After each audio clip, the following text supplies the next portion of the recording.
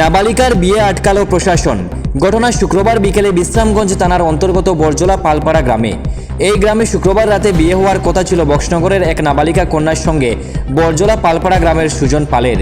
বিয়ের সমস্ত রকম প্রস্তুতি তৈরি বাড়িতে। মেয়েটিকে তুলে আনা হয়েছিল ছেলের বাড়িতে। আজ বিয়ে হওয়ার কথা ছিল।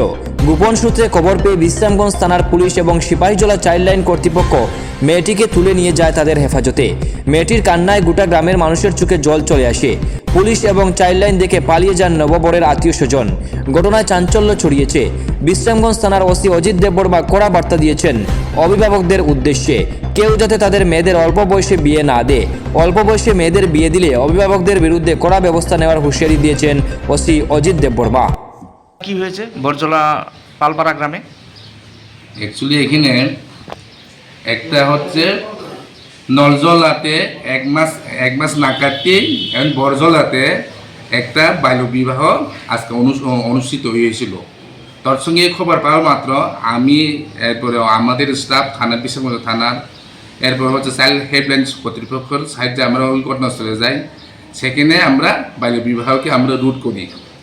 এরপরে বাল্যবিবাহকে রুট করার পরে যে ভিকটিমকে আমরা এখানে ওয়ান স্টপ সেন্টারে আমরা রেস্কিউ করে উদ্ধার করে আমরা এখানে আমরা নিয়ে আসি।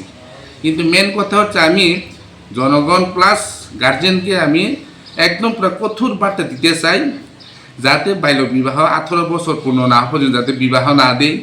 কারণ মহিলারা হচ্ছে আমাদের পুরুষের সমভাবে তারা কাজ করতে পারে। তার সঙ্গে তারা এখন হচ্ছে তারা এই যে বাল্যবিবাহ যদি করে তাহলে মহিলা যে বাচ্চা এখন যে নাবালিকারা তারা পুরুষের মতো বড় বড় ধরনের যেমন মহিলা কল্পনা চাওয়ার মতো তারা ভালো একটা এখানে করতে পারে। এরপরে তারা কিন্তু আমাদের সমাজের কিন্তু তারা বিধি নয়, তারা সমাজের আমাদের সব সম অধিকার পুরুষের সাথে মহিলারাও তাদেরকে নাবালিকাদেরকে তাদেরকে ভালোভাবে পড়াশোনা করাতে হবে। তাদের একদিন সমাজ এবং দেশ এবং পরিবার তারা গঠন করবে এবং পুরুষের সাথে তারা সমভাবে আমাদের পরিবারকে তারা এখানে শাসন করবে। এরা আমাদের বোঝা নয়, মহিলারা আমাদের পুরুষের মতোই তারা একদিন আমাদের বোঝা নয়।